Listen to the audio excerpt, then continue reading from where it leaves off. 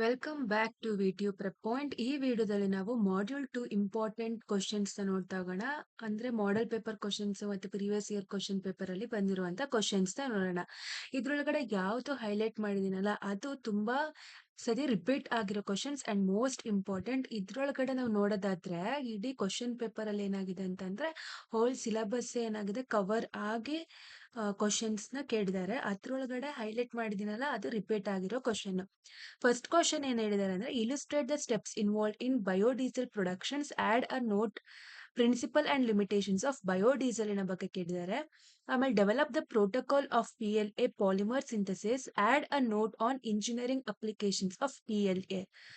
Define biosensors, outline the principal working application of enzyme in glucose biosensor, construct the procedure for the productions of RNA vaccines against COVID-19, add a note on how RNA vaccines are different from the DNA vaccines. What is the role of lipids? Outline the process of obtaining biodiesel from lipids. Differentiate between the PHA and PLA as a bioplastic materials. Explain the role of DNA vaccine for rabies and RNA vaccine for COVID-19. What are the key properties, advantages and limitations of cellulose-based water filter? ಇದು ಪಕ್ಕಾ questions ಅಂತಾನೆ ಅನ್ಕೊಬಹುದು. Most ಎಲ್ಲ papers ಅಲ್ಲೂ repeat ಆಗಿದೆ. Cellulose based water filter. How can DNA finger printing be applied to evaluate its effectiveness and reliability in forensic application? Describe the use of meat analog and plant protein as a food. Protein ಅನ್ನೋದು ಈ total second module ಅಲ್ಲಿ ನಮಗೆ water cellulose water based filter ಇದೆಯಲ್ಲ ಅದು ತುಂಬಾ important. ಅದಾದ್ಮೇಲೆ vaccines ಬಗ್ಗೆ ಕೇಳ್ಬೋದು. RNA ಮತ್ತೆ DNA ವ್ಯಾಕ್ಸಿನ್ಸ್ COVID-19 ಇಂದು ಕೇಳ್ತಾರೆ ಸ್ಪೆಸಿಫಿಕ್ ಆಗಿ. ಅದ್ ಬಿಟ್ರೆ ಈ ಪ್ರೋಟೀನ್ ಇಲ್ಲಿ 15 question way as A protein ಬಗ್ಗೆ, ಆಮೇಲೆ PHA PLA, ಆಮೇಲೆ DNA ಫಿಂಗರ್ ಪ್ರಿಂಟಿಂಗ್ ಇಂಪಾರ್ಟೆಂಟ್ ಆಗಿರೋದು. ವಾಟರ್ ಬಯೋಪ್ಲಾಸ್ಟಿಕ್ ಇದೆಲ್ಲ ಒಂದು ಪೇಪರ್ ಅಲ್ಲಿ ಕೇಳಿದಾರೆ ಅಷ್ಟೇ. ನೆಕ್ಸ್ಟ್ ಡಿಫೈನ್ ಬಯೋಮಾಲಿಕ್ಯೂಲ್ ಬಗ್ಗೆ ಕೇಳಿದ್ರೆ ಫಿಂಗರ್ ಪ್ರಿಂಟಿಂಗ್ ಕೂಡ ಇಲ್ಲಿ ರಿಪೀಟ್ ಆಗಿದೆ ನೋಡಿ. ಇಲ್ಲೂ ಕೂಡ ಫಿಂಗರ್ ಪ್ರಿಂಟಿಂಗಿನ ಬಗ್ಗೆ ಕೇಳಿದ್ದಾರೆ.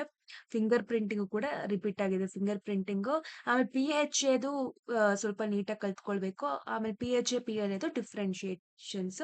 ಅದಾದ್ಮೇಲೆ ಪ್ರೋಟೀನ್ ಬಗ್ಗೆ. ಇದಿಷ್ಟು most important questions of module 2.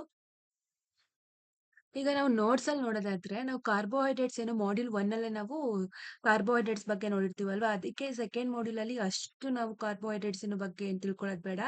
ಈ ಸೆಲ್ಲೋಸ್ ಬೇಸ್ಡ್ ವಾಟರ್ ಫಿಲ್ಟರ್ ಇದೆಯಲ್ಲ ಇದು ಇಂಪಾರ್ಟೆಂಟ್ ಆಗಿರೋದು. ಸೆಲ್ಲೋಸ್ ಬೇಸ್ಡ್ ವಾಟರ್ ಫಿಲ್ಟರ್ ಅದ್ರದ್ದು ಪ್ರಾಪರ್ಟೀಸ್ ನ ನೋಡ್ಕೊಳ್ಬೇಕು. ಆಮೇಲೆ ಇಂಪಾರ್ಟೆನ್ಸ್ ಆಫ್ ದ ಸೆಲ್ಯುಲೋಸ್, ಅದ್ರದ್ದು ಅಡ್ವಾಂಟೇಜಸ್, ಇದೆಲ್ಲದ್ರದ್ದು ಅಡ್ವಾಂಟೇಜಸ್, ಲಿಮಿಟೇಷನ್ಸ್ ಮತ್ತೆ ಯಾವ ರೀತಿ ಕನ್ಸ್ಟ್ರಕ್ಷನ್ಸ್ ಮಾಡ್ತೀವಿ ಅಂತ ಹೇಳಿ ಒಂದ್ ಸ್ವಲ್ಪ ನೋಡ್ಕೊಂಡ್ರೆ ಇಂಪಾರ್ಟೆಂಟ್ ಆಗಿರುತ್ತೆ. ಆ ಸೆಲ್ಯುಲೋಸ್ ಬೇಸ್ಡ್ ವಾಟರ್ ಫಿಲ್ಟರ್ ಅಲ್ಲೇ ನಮಗೆ PHA ಬಗ್ಗೆ ಬರುತ್ತಲ್ವಾ, ಅದು ಕೂಡ ಇಂಪಾರ್ಟೆಂಟ್ ಅಲ್ವಾ, ರಿಪೀಟ್ ಆಗಿರೋದು. ಆಯ್ತಾ. PHA PLA ಪ್ರಾಪರ್ಟೀಸ್ ಮತ್ತೆ ಇಂಜಿನಿಯರಿಂಗ್ ಅಪ್ಲಿಕೇಶನ್ಸ್. ನ್ಯೂಕ್ಲಿಕ್ ಆಸಿಡ್ ಬಗ್ಗೆ ನಾವು ಫಸ್ಟ್ ಚಾಪ್ಟರ್ ಅಲ್ಲೇ ಕಲ್ತಿರ್ತೀವಿ, so no need to learn here. Next DNA ಮತ್ತೆ RNA ವ್ಯಾಕ್ಸಿನ್ಸ್ ಫಾರ್ ರೇಬಿಸ್ ಮತ್ತೆ COVID-19 ಬಗ್ಗೆ ಕೇಳಿದಾರಲ್ಲ, ಅದು ಕೂಡ ಇಂಪಾರ್ಟೆಂಟ್ ಆಗಿರುತ್ತೆ. ನೆಕ್ಸ್ಟ್ DNA ಫಿಂಗರ್ ಪ್ರಿಂಟಿಂಗು ಕೇಳ್ತಾರೆ. ಇದ್ರೊಳಗಡೆ ಓದ್ಲೇಬೇಕಾಗಿರೋ ಕಾನ್ಸೆಪ್ಟ್ ಯಾವ್ದು ಅಂತಂದ್ರೆ water filter cellulose based DNA finger printing. ಅದು ತುಂಬಾ ಇಂಪಾರ್ಟೆಂಟ್ ಆಗಿರುತ್ತೆ. ಪ್ರೋಟೀನ್ಸ್ ಕೂಡ ನಾವು ಅಲ್ಲೇ ಓದಿರ್ತೀವಿ. ಹಾರ್ಮೋನ್ಸ್ ಕೂಡ ಫಸ್ಟ್ ಮಾಡ್ಯೂಲ್ ಅಲ್ಲೇ ಇತ್ತು. ಆ ಪ್ರೋಟೀನ್ ಅಲ್ಲಿ ವೇ ಪ್ರೋಟೀನ್ ಇದು ಕೂಡ ಪಕ್ಕ ಕ್ವಶನ್ಸ್. ಈ ಮಾಡ್ಯೂಲ್ ಅಲ್ಲಿ ನಾವು ಸೆಲ್ಯುಲೋಸ್ ಬೇಸ್ಡ್ ವಾಟರ್ ಫಿಲ್ಟರ್, ಆಮೇಲೆ ಆ ಇನ್ನೊಂದು ಪ್ರೋಟೀನಿನ ಬಗ್ಗೆ, ಇನ್ನೊಂದು DNA ಫಿಂಗರ್ ಪ್ರಿಂಟಿಂಗ್, ಇದಿಷ್ಟು ಇಂಪಾರ್ಟೆಂಟ್ ಆಗಿರೋ ಕ್ವಶನ್ಸ್. ಇದಿಷ್ಟು ಕವರ್ ಮಾಡ್ಕೊಳ್ಬೇಕು. ಇದು ಕೂಡ ಮೀಟ್ ಅನಲಾಗ್ಸ್ ಆಫ್ ದ ಪ್ರೋಟೀನ್ಸ್, ಈ ಪ್ರೋಟೀನ್ ಬಗ್ಗೆ ಇಂಪಾರ್ಟೆಂಟ್, ಇದನ್ನ ಕೇಳ್ತಾರಲ್ವಾ.